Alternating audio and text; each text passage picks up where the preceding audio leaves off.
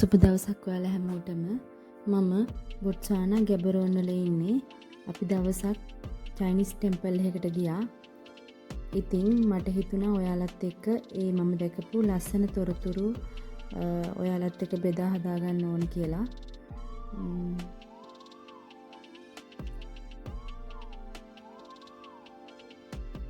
අපි එහාට යනකොට ටිකක් හවස් වුණා.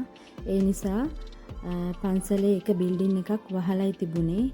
ඒ තොරතුරු මට ඔයාලත් එක්ක බෙදා හදාගන්න විදිහක් නැහැ. ඒ ගැන මට විස්තර හොයාගන්න බැරි වුණ නිසා.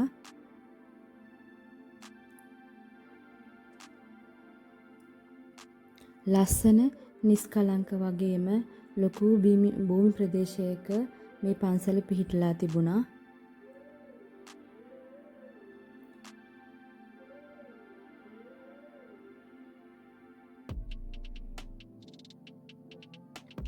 තවත් වීඩියෝ එකකින් මම ඔයාලට සම්පූර්ණ විස්තර ඇතිව වීඩියෝ එකක් රැගෙන එන්නම්.